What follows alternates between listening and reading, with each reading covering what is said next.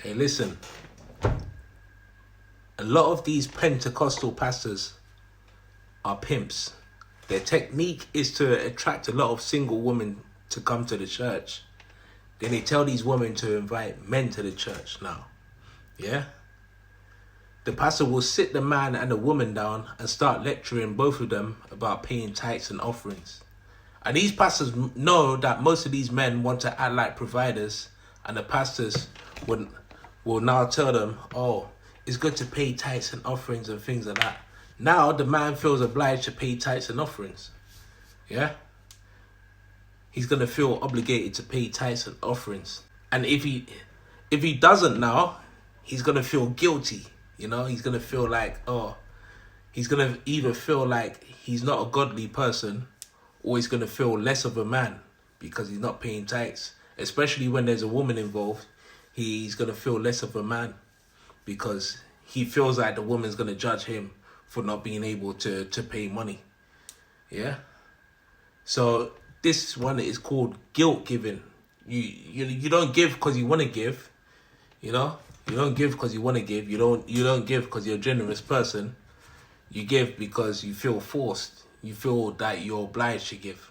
These pastors thrive off guilt giving. Yeah, they guilt tripping men into giving money to the church.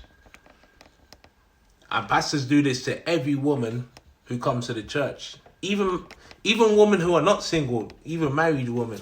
These pastors will always be like, oh, where's your husband? Oh, bring your husband to church. Then you'll be thinking that, this pastor's good. He wants a husband to come to the church. It's all a lie. It's all a lie. Because if the husband comes to the church, he's going to bring more money. You see? Yeah? They don't really give a damn about your husband. Now, of greed, these pastors will work in multiplications. So if he brings 100 women to the church in a month, then hopefully they can bring 100 men to the church. And if the man brings £100 within a month, what's that? You do the math. 100 times 100.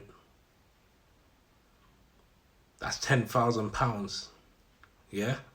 So if he does it well, if he promotes himself well and manipulates people well, he can make 10 grand a month.